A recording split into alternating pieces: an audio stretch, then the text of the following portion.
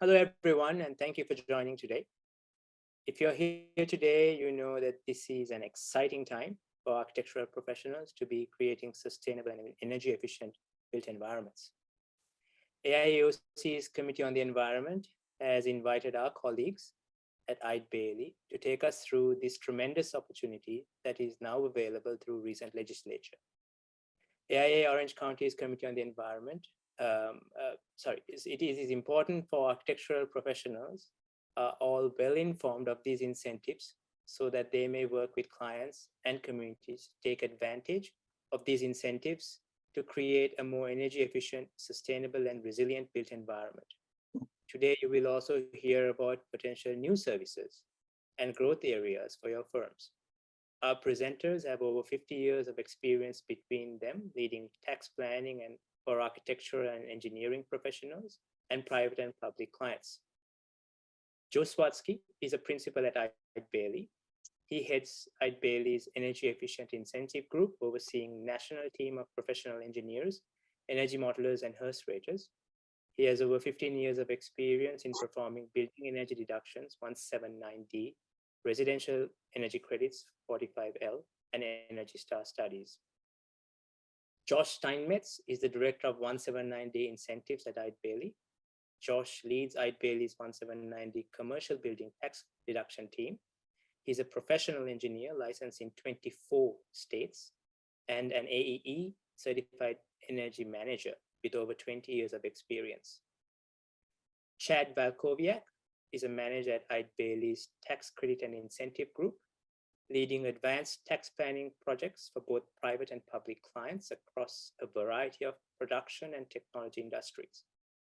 He has over 6 years of consulting experience in federal and state research and development tax incentives. Joe, I'll hand it over to you now to take it away. All right, thanks so much, and thanks everybody for spending a little time with us. Josh pulls up the slide like mentioned with Eide. Just real quick, it's a regional accounting firm. We've got 40 some offices all west of Mississippi, maybe 3,500 employees.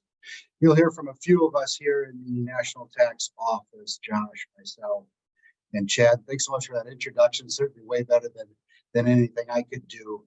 There you can see our contact information, so feel free to reach out to any and all of us, either through the chat or after the fact if you want to talk through specific projects or have just general questions. More than happy to do that. So today's agenda, we're going to cover a few topics, and there you can see them listed. The first thing, just a real high-level overview of the Inflation Reduction Act.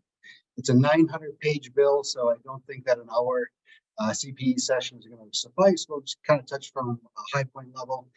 Then I'm going to talk about 45L, the Energy Efficient Home Tax Credit, both pre-IRA, post-IRA. We'll turn over to Josh to talk 179D, which is really interesting now, specific to you guys, as well as Section 48, which is greatly enhanced courtesy of the IRA. Finally, I know 174 is quite the hot topic in the R&D space that will affect you guys quite a little bit moving forward until they get it fixed. So Chad will walk us through that as well. So the Inflation Reduction Act, as we know, came out in late August, took effect January 1st, 2023. It was one of these bills that was kind of rushed through, and I kind of caught everybody by surprise, including the Department of Energy, as well as most members in Congress. But in order to do that, the CBO estimated the total cost to be about $370 billion. Right? Goldman Sachs, a few weeks ago, came up with their own report and said, you know what? This $374 billion is really closer to $1.2 trillion. And the reason it's much higher in their estimation is because the vast majority of these incentives are uncapped, right? I mean, if you are participating in the program and you ask for the credit or deduction or incentive, whatever it is, you'll get it, right? So for the next 10 years, there'll be $120 billion of goodies, for lack of a better term, given away to taxpayers and even tax organizations. We'll see in a minute. So again, we're not going to be able to touch on everything, but we'll try and hit on the few areas where we are seeing the most interest, and again, are uncapped. So what we're seeing specific to this IRA, right, especially with the material numbers, as you kind of go through your projects and work with the stakeholders of the building owners and your tax professionals and the like. I've done literally dozens of these types of calls, right, with a building owner and an architect and an engineer and the like. Really what we're finding, this is just pro tip, is as you kind of discuss these incentives with your people and your clients, really what you want to do is you want to bring in as many folks and as many stakeholders as possible, right? Leadership people who are interested in their ESG initiatives, as well as their internal finance and accounting folks. Obviously, the facilities and design team are real important. Actually, it seems like they're almost the decision makers. And then obviously you're going to need to work with some folks who, kind of can help out on the tax side. Right? There are very specific rules as to how you can receive this $1.2 trillion, and it's almost like it's a governmental program, right? It doesn't, sometimes it flies in the face of common sense. There are just very specific rules and regulations you just need to adhere.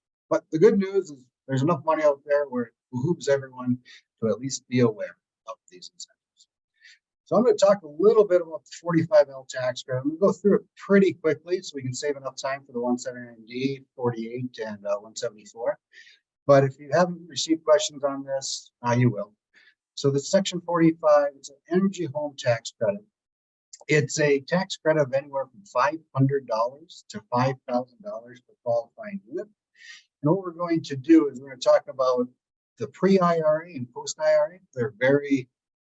It's still called 45L, but the programs are quite a bit different prior to 1/1/23 and then. So this 45L tax credit applies to two folks or two groups of people. It applies to those home builders who are building houses and selling them. Production home builders are really the ones we can thank for this legislation and all of their lobbying dollars. And it also applies to lease projects. So apartments, student living, senior living, those types of things. So the credit can either go to the builder or in the multifamily case, the developer releases that. Right? So we'll see this a lot in this legislation. Prior to the IRA, by IRA, obviously, the Inflation Reduction Act and post-IRA. So the Section 45L has been around since 2006, courtesy of the Inflation Reduction Act, so it's not a new concept. Prior to the IRA, it was scheduled to expire as of 1/1/22. It applies to any open tax year, typically the last three, although in some cases folks can go back to 2019, depending on when they have filed their 2019 returns. For manufactured homes, it's a $1,000 per unit credit for $2,000 per unit for both single family as well as any multifamily, which are 3 stories or less above grade. The energy efficiency standards are based on the IECC 2006. So you need to demonstrate an energy efficiency of 50% or greater over that standard using the IRS and DOE approved software. There's a half a dozen listed out there. Some of the most popular ones are Ecotrope, Rembrite, Micropass, a few others. And then you create a certificate of occupancy, certificate of compliance, and that's how you claim that credit. So the good news for our little department is the IRA had extended the program in its current form for 2022, right? So all of those same rules apply. And then, interesting, starting in 2023, now we have this 10 years of certainty, whereas we didn't have that before, which is great, and that allows us to do some planning, right? It's challenging for folks to have building a multifamily complex that's going to come online in 2 years. We don't know if 45L is going to be around or not, so we can't bake that into our numbers. Now we know at least for the next 10 years it's going to be, which is great. Another couple of the other provisions that are interesting is the 3-story height restriction has been lifted. So a little on the nose, but the sky is the proverbial limit. And interestingly, if you guys do any work with a low-income housing tax credit, that no longer reduces the basis for that light tech credit. And so the vast majority, certainly the majority of light tech projects in the past wouldn't take advantage of the 45L because it eats into that high tech credit. And it just doesn't make sense. Now it does. So for multifamily homes, we'll see this throughout the IRA quite a little bit, right? You'll have a base credit of X, and then if certain labor and apprenticeship requirements are met, you'll see that credit or deduction or incentive 5X. 45L is no different. For multifamily homes, we talk about that. Multifamily homes, the base credit is $500 per unit. And let's see if I can do this here, guys. There we go. Now I can see the entire slide, which is helpful. The base credit ranges from $500 to $1,000 per unit. Bonus credit if apprenticeship and labor requirements are adhered to, those bump up again 5X, 25 to 5,000. The good news is for single family manufactured, also includes townhomes, duplexes, and the like. There are no labor requirements. So those base credits are $25,000 and $5,000 respectively, and there are no labor requirements to claim that base credit. All right, there you just see a quick summary of what I just mentioned. The base credit, 500 to 5,000, 500 to 2,500. And starting in 2023, there are kind of two real tracks that you take. It's either you are eligible to participate in one of these Energy Star programs. So we're moving off of the IEC 2006 standard and moving to the Energy Star standard. So you're either eligible to participate in the applicable Energy Star program, or if you want to claim the higher credit value up to $5,000 there, then the project, whether it's a single family, multifamily manufacturer, needs to be certified as zero energy. So you can't be eligible to participate. You have to go through all of the paperwork and brain damage to get that registered with the Department of Energy to get that $5,000. So at a very high level here, we're looking at residential units, habitable dwelling units, meaning they have permanent provisions for eating, sleeping, cooking, and sanitation. Basically kitchens, where we see that run into issues is specifically around senior living facilities, memory care and the like, where you don't really want to have a kitchen in there. But as soon as it's a habitable dwelling unit, $500 to $5,000 credit, 3 stories or less through the end of last year. And then again, sky's the limit all the way through. If folks are interested in taking advantage of 45L who have not done so in the past, you can go back again to any open tax year. To be safe, let's just say 2023, and claim that credit retroactively. And now we're able to go, we have certainty all the way through 2032. From a practical matter, this 10 units, not a hard and fast rule, but from a practical matter, just given the fixed costs and kind of what the dollar amount is to move the needle, 10 plus unit is this kind of yields a better value proposition. Certainly not a sales pitch at all, but we found that the best way, if anyone is interested, is just to hop on a discovery call and kind of dig more deeply into those half dozen slides that I just ran through that. Once we have the discovery call, we typically put together kind of a provisional assessment that kind of just ascertains or gives the likelihood of qualification with the understanding that you have to go through the work and do the energy modeling, the site like to actually qualify for the credits. But we've done somewhere in the 5 digits of these studies in the last couple of years. Are pretty good at that. All right. And with that, I'll turn it over to Josh Steinmetz, who heads up our 179D efforts. He's going to talk 179D and then 48. Josh. Thank you, Joe. And as he mentioned, 179D, we're kind of moving from residential buildings to more commercial buildings. Although some high-rise residential buildings are included in this, it's primarily a commercial building deduction as opposed to the 45L, which is a credit. So it does, the mechanism is a little bit different on this. And so this is any building that is new construction or a substantial retrofit that had HVAC, building envelope, or lighting projects work done on them is eligible for a deduction. And starting with the date of demarcation with the Inflation Reduction Act of January 1st, 2023 going forward, that deduction jumps up to perhaps $5 a square foot if it's fully qualified and meets certain regulations, which we'll get to here in just a second. So there are 2 entities, 2 groups of people, I guess, that are eligible for this deduction. So a private owner of a building, let's say you have a manufacturer that has a 100,000 square foot warehouse. they can take this deduction directly. So if they have a building that's energy efficient, they commission a study, obtain the deduction, and it is allocated directly to them. And this, 179D has been around. It was written into law in 2005, enacted in 2006. And the issue has always been that usually this legislation was only good for a couple of years. And like Joe was saying, it made it really hard to make substantial plans for an energy efficient building because they didn't know if the cost benefit would be there, because by the time that building was designed, built, and placed into service, legislation might be gone. But as he mentioned, it is now extended. It's a permanent part of the legislation.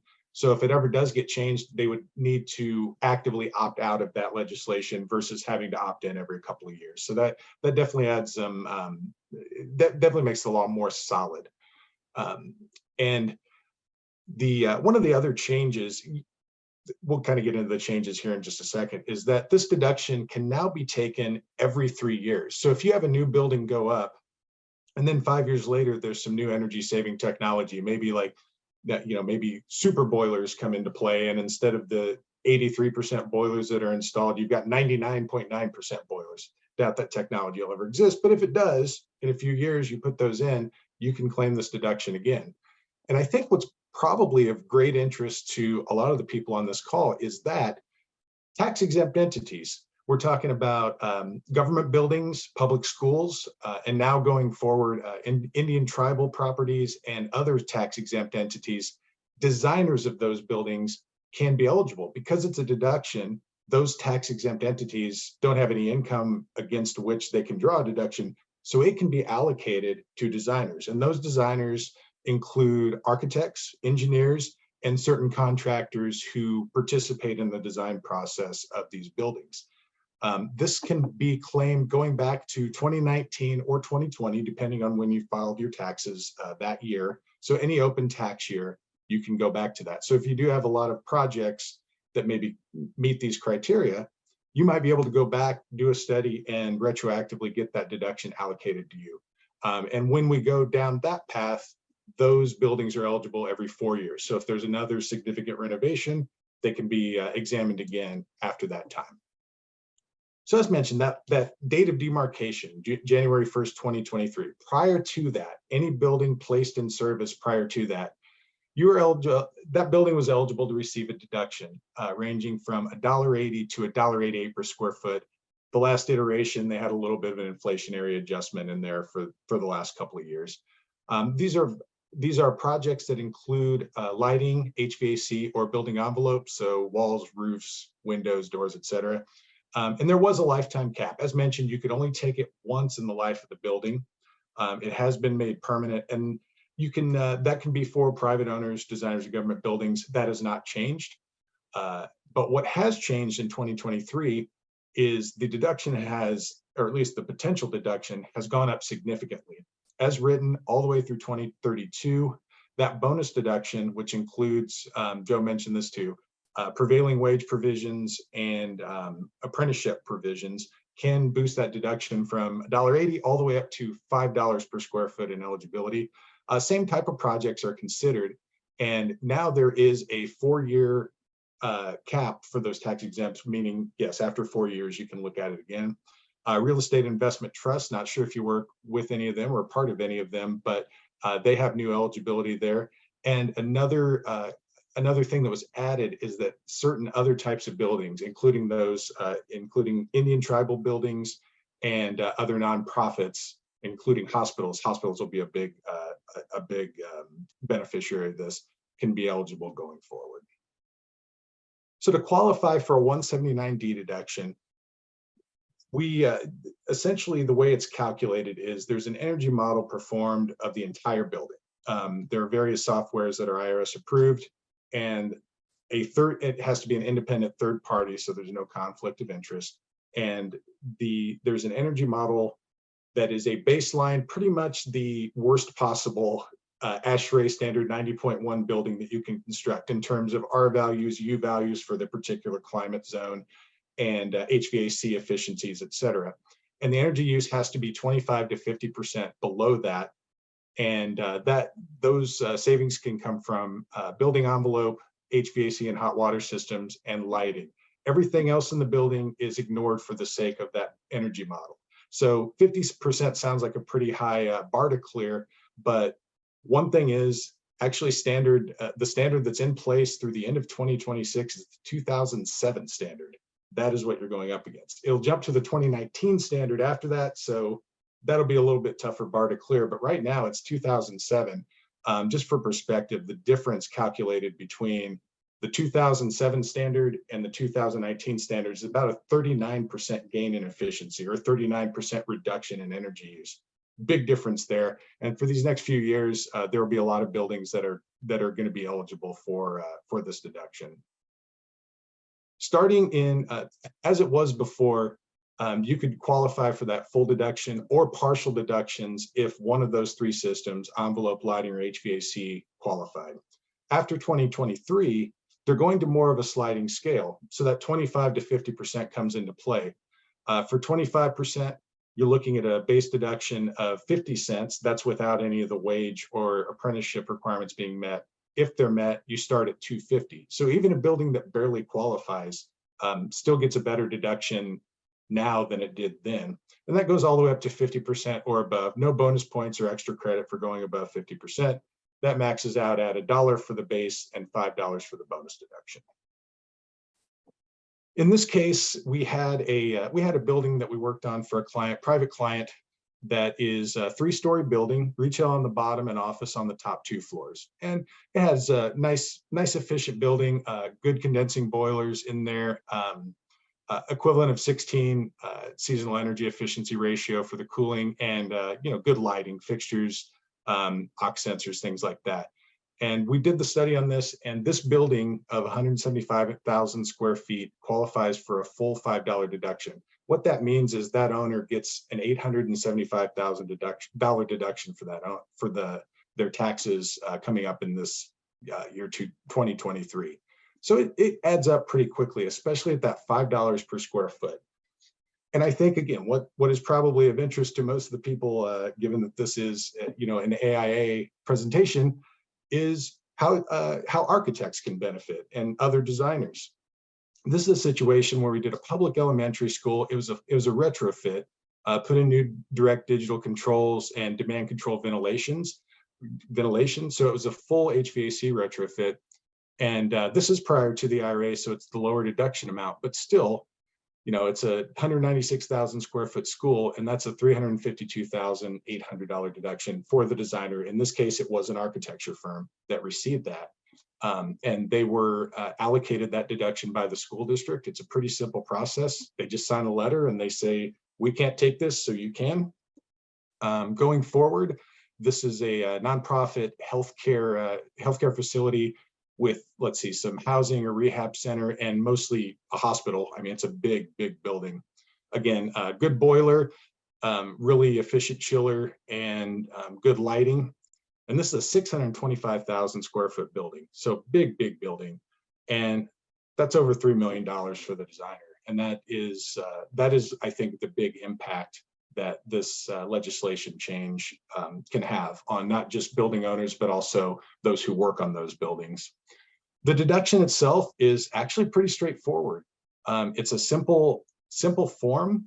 When we do these projects, our output is essentially in this format. It's literally just as easy as copying lines and numbers over to this. So it's not your accountants need not worry. It is a simple process. So in summary, 179D deduction jumping all the way up to $5 a square foot. If it's a private building owner, because it is a function of accelerated depreciation, more or less, those private owners can take buildings all the way back to 2006. For tax exempt entities, it does have to be an open tax year because it is allocated to someone who is not paying depreciation on the property that's installed. So in that case, anything that has been, again, placed in service after 2019 or 2020, depending on your filing date for the 2019 tax year. So that window's kind of moving right now.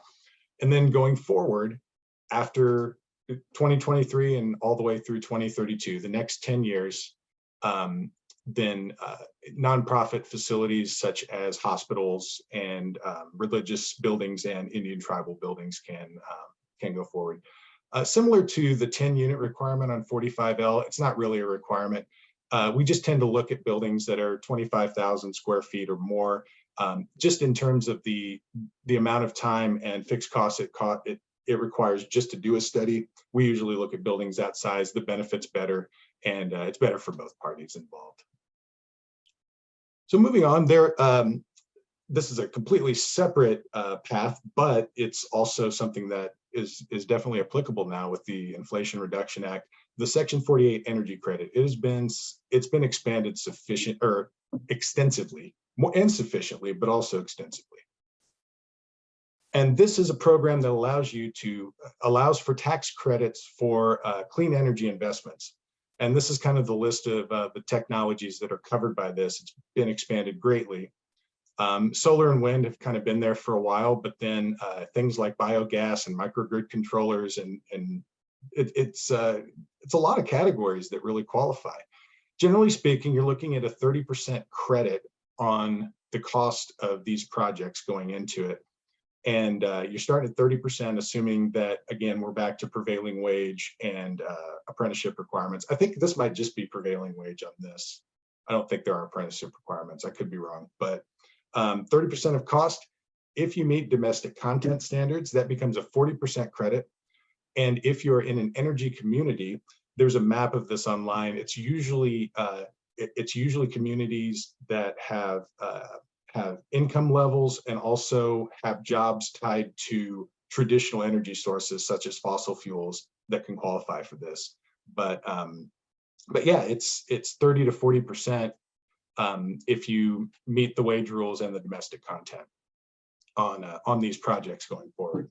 And this can be taken in two different ways. If you have property that produces energy, you can take the production tax credit, and that's going to be it's going to be pennies or dollars per kilowatt hour produced. Or you can take the investment tax credit that is based on the cost of the property. And it just makes sense to do the math kind of ahead of time to see which one might benefit the most. So yeah, looking at these credits, the investment tax credits, 6% to the base, 30% with the wage requirements. And this can be paid directly to tax exempt organizations. That's another way it differs. Even if you're not a tax paying organization, these can be allocated, or these can be received by non-tax paying organizations. You can also sell these credits for cash. So these entities can kind of handle the finances however they'd like. On those, they can use them as incentives for other firms, and yeah, there's a lot of freedom behind that. On the production tax credit, that does vary. That's something that you'd have to look at it on a case-by-case basis, because it does depend on the type of energy that is being produced, and it depends on prevailing energy rates and some other things like that. But those can also be sold for cash to another entity. So some of the technologies, I'll just go through these really quickly, because this group's going to be mostly familiar with the majority of these. But obviously solar, this is something that's eligible for that credit. Strange exception, no water heating for swimming pools allowed, but I suppose that's okay, because you're probably putting in solar for more than just heating a swimming pool. Geothermal systems, so whether it's a small building or a large building, if you're putting in a ground source heat pump, that technology and all associated costs is eligible for that credit. This can be a geothermal for space heating, or for hot water, or both. Small scale wind energy, this photo, that might exceed the small scale size, but it's there, it's a visual device. It's for turbines that are no more than 100 kilowatts each. So if you have, there's more and more buildings going with the really cool compact turbines kind of right on the roof line. And, sometimes schools want to put in a couple of turbines just as kind of an educational or demonstration type of array. Those are all eligible for this. Fuel cells, they're coming. We've been hearing about it for decades, but they're they're starting to become more prevalent. So those can be the fuel cell stacks or the linear generator types. And the threshold for eligibility on these is actually quite small. I mean, a fuel stack assembly that's 0.5 kilowatt in capacity or more is eligible. And then a linear generator, just 1 kilowatt per capacity. So even smaller projects that are maybe, again, demonstration level or kind of experimental level can qualify for that. So it's good incentive to include things like that in the project. If you have a cogen plant, so combined heat and power, if you've got a building that has a year-round heat load in any way, you could take that excess heat. You could do peak shaving. I know that's a popular use of cogeneration too. Just needs to have an energy efficiency of at least 60%, and 20% or greater must be achieved by the non-primary source. So in other words, other than the actual fuel that's feeding the cogen plant. Waste energy recovery. Also, this has a lot of potential in industrial applications. If you have processes that are using ovens, kilns, furnaces, boilers, even like chemical processes that release heat, if you can capture that heat, you are eligible, that system is eligible for this credit. I've got the arrow backwards. You do not need a 50 megawatt system. You need less than a 50 megawatt system. So no worries there. Yeah, and there's no efficiency minimum or anything like that. As long as you're recovering some heat that would otherwise be just expelled to the atmosphere, you are covered. I think a lot, especially in California, dealing with grid uncertainty at times, a lot of places want more resiliency and kind of independence from that grid and the ability to function off of that grid if necessary. So these as microgrids become more popular, the controllers, which can be really expensive pieces of equipment, are also eligible. So again, big range, 4 kilowatts to 20 megawatts, so big or small, those are all included there. Energy storage, that can be electric batteries. It can also be thermal storage, such as this. This is a chilled water tank, actually from one of the projects that we consulted on. And it was part of a peak shaving kind of situation where they had just extremely high rates during the day. They'd run their chillers at night, pump the water over to this super insulated tank. And then when they needed the chilled water, they just pump it back over at a much lower cost. Hydrogen storage. So if you are in the fuel cell realm, as that grows, that's eligible too. Biogas. So if you're looking at a large scale composting operation, typically involves a digester, and it does have to produce gas, 52% or greater methane content, and it has to be used. You can't just capture it and burn it for no reason. You have to use it productively. So in kind of to summarize the three different paths, the 45L, 179D, and the energy incentive program from Section 48, these credits that I just went over, there are ways to take advantage of one or more of those at the same time. One example, a case study we have, it's a behavioral health center, and they did a full renovation.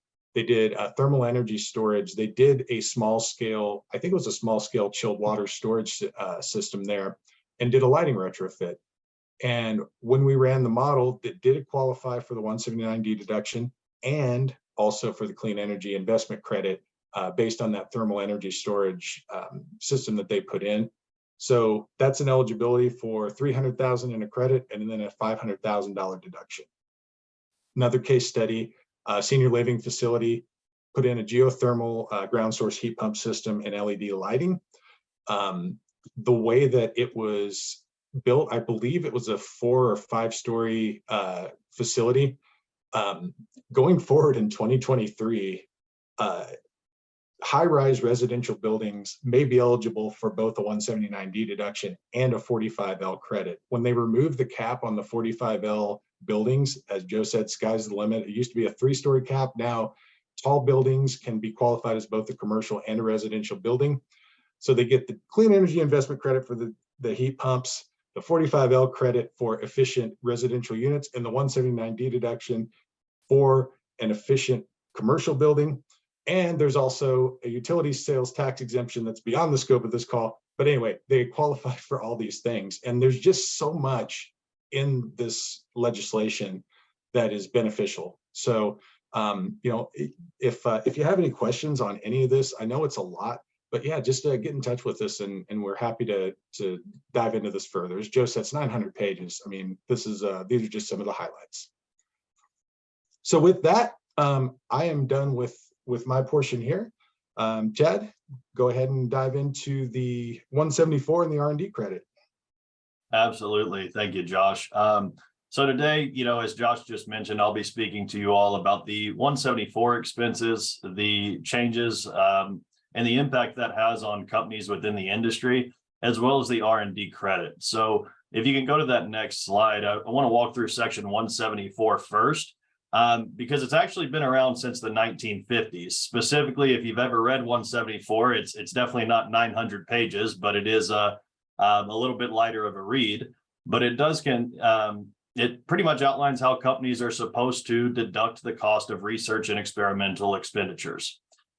It's remained unchanged for the last 50 years because over the last 50 years, taxpayers have generally not had to specifically identify those 174 costs because they were able to deduct 100% of their R&D cost as ordinary business expense deductions. That all changed with the Tax Cuts and Jobs Act of 2017.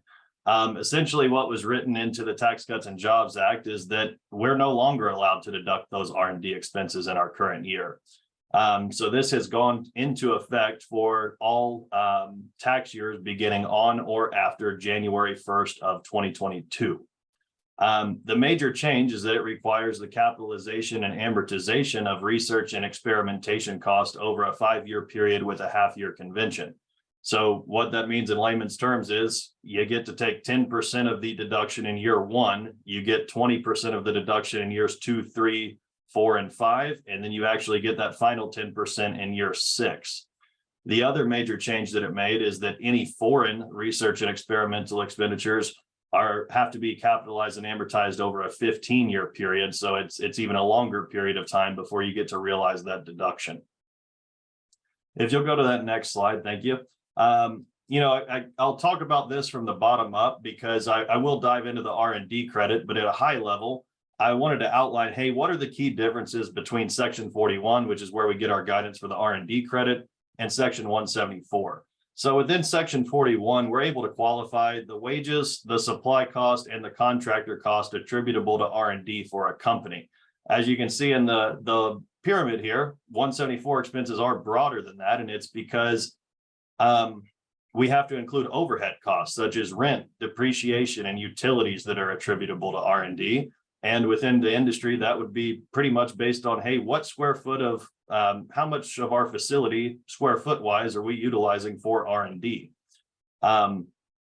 So it is quite a big and larger bucket of cost than what we're able to qualify for the credit.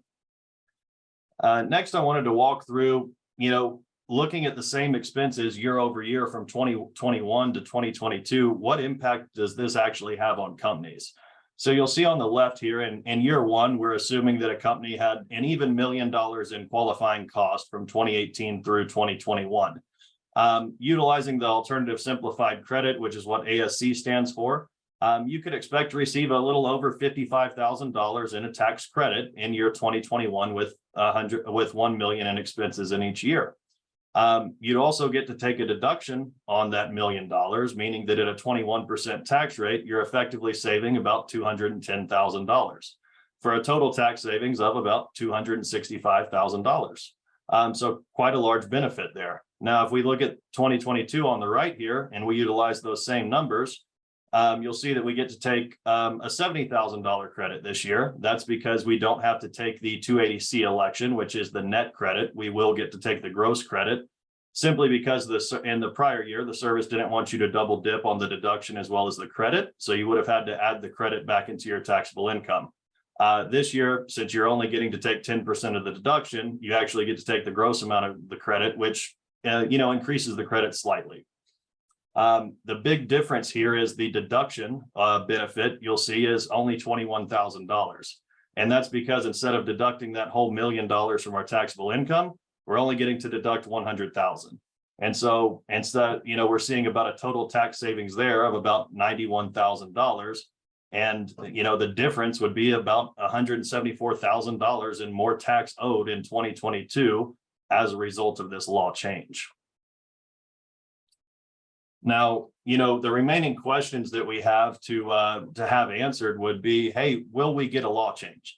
The hope is yes. So call your congressman and, definitely talk with them and see if we can get any incentive and incentivize them to go ahead and vote for this. There was actually a bill presented this week. But what I've been hearing is in prior attempts to get this bill passed, we're failing to get bipartisan support for the bill, and therefore it hasn't gone anywhere to make these changes. The next question we commonly hear and that needs to be answered is, hey, will the law change be retroactive to January 1st of 2022?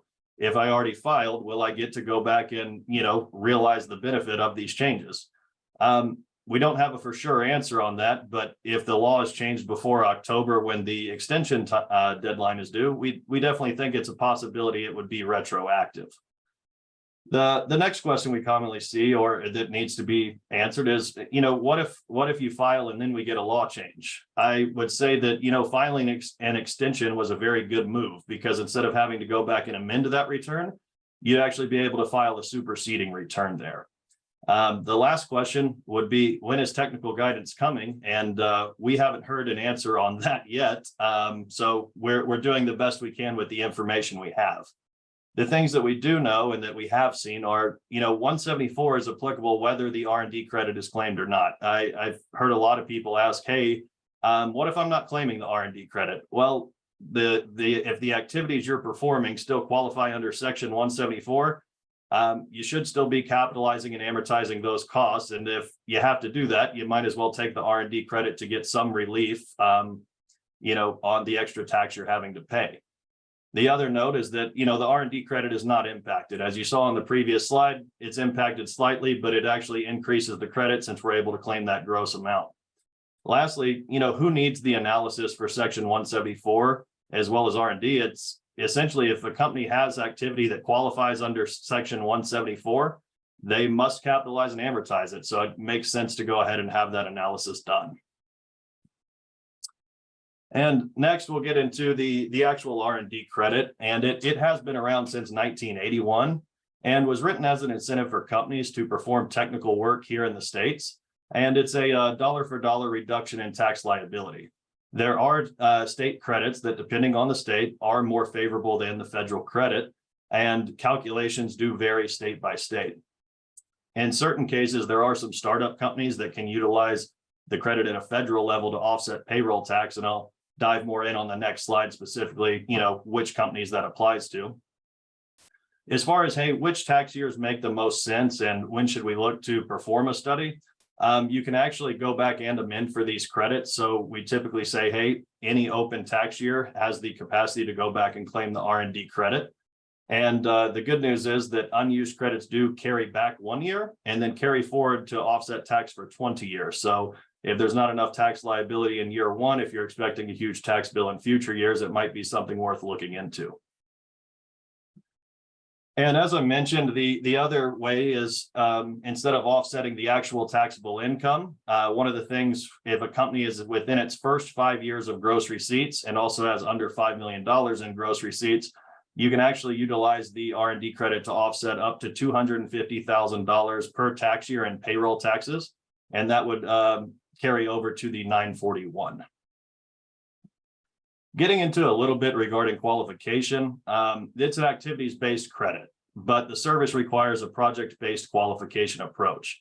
And essentially, there's a 4-part test that's outlined in Section 41. What it says is, hey, is this a new or improved business component, a new product, process, software, technique? Was there uncertainty in regards to the design, methodology, or capability of that business component? Was there a process of experimentation or a systematic process of trial and error to achieve the desired result? And was the work technical in nature? If it meets those 4 components, then you have a good argument for the actual activity to qualify for your company. Specifically within the architecture industry, the different phases we see that qualify are typically the pre-planning phase. So understanding the project requirements, meeting with clients and understanding what the specifications are for the project. The schematic design phase, the initial overview of the project and the design considerations, modeling, configurations, applications, new technologies, and of course, any engineering.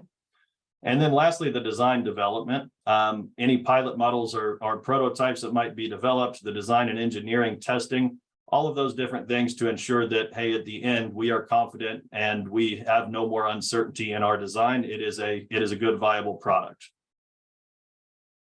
So I've talked quite a bit about the qualification and the activity on the R&D. We'll talk a little bit more and dive into those expenses. So first and foremost, within the architecture industry, it's primarily a wage-driven credit.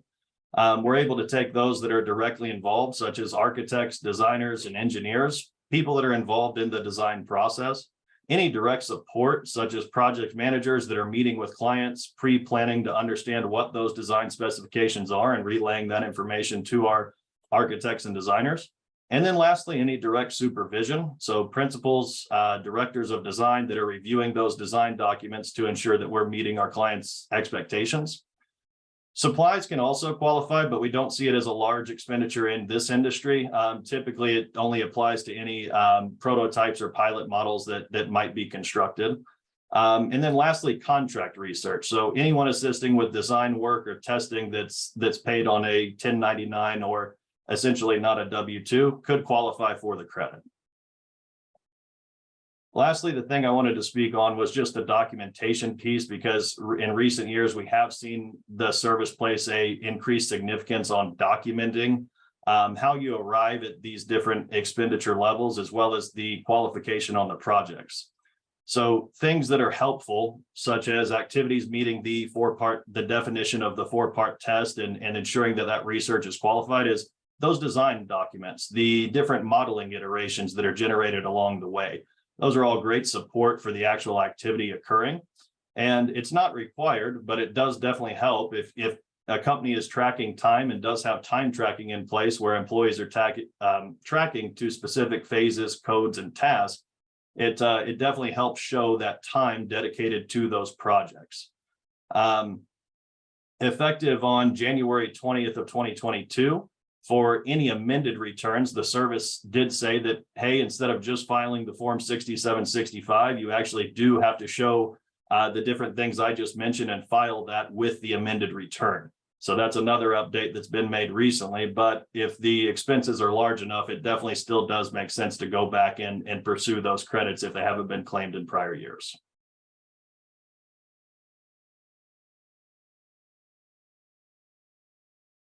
All right. That wraps it up for us. We did leave a little bit of time afterward for some questions and everything. Thanks so much for having us. We really appreciate it.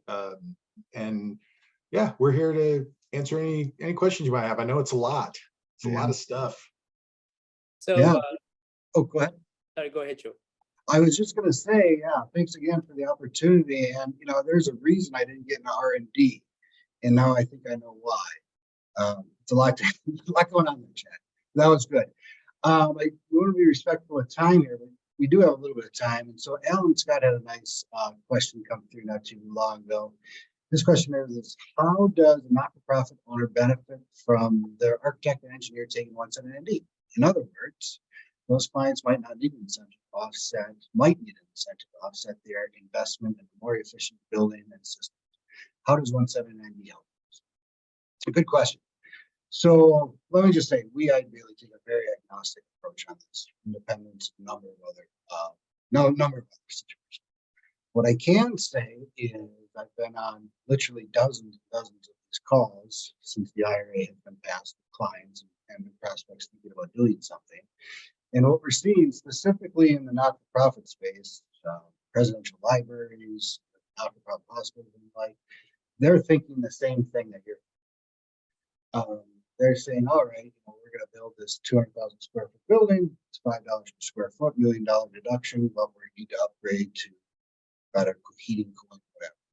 Is there a possibility we can help offset some of these costs?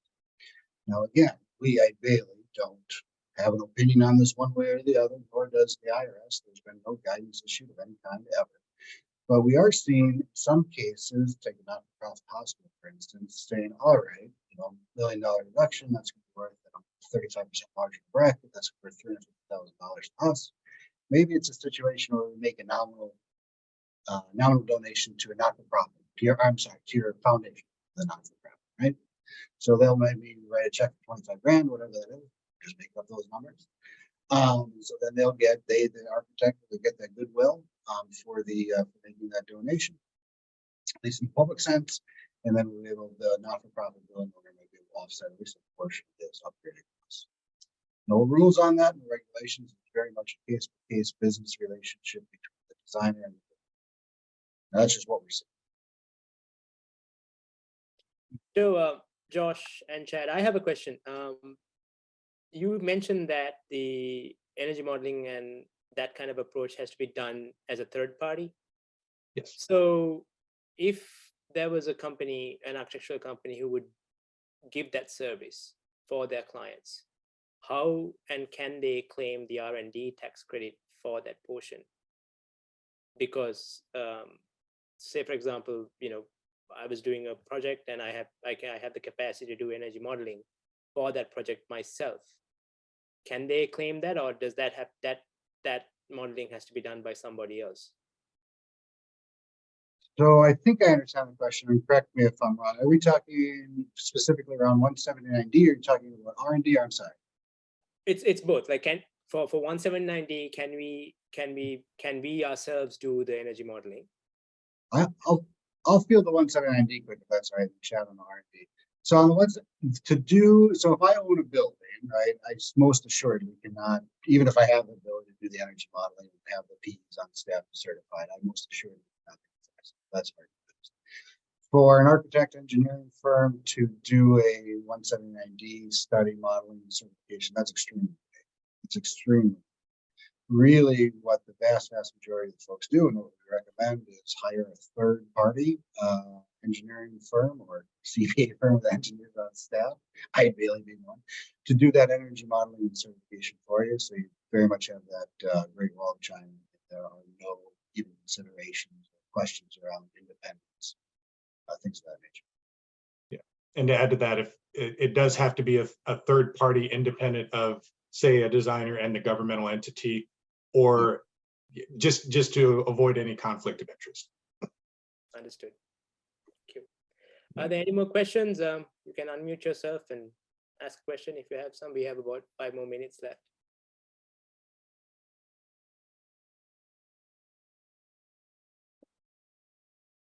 Either we're really boring, or we nailed it, or there's just a lot going on. I think it was very informative. Is there anything else that you would like to touch on, either of you, that you couldn't present on? There's something. No, I think those are the high points. Obviously, there's another 892 pages in that legislation that we didn't have a chance to get through. So you can see our contact information there again. Feel free to reach out with anything. More than happy to help. Okay. So then I'd want to thank you, Josh, Joe, and Chad, for sharing your this information, and for your insights today.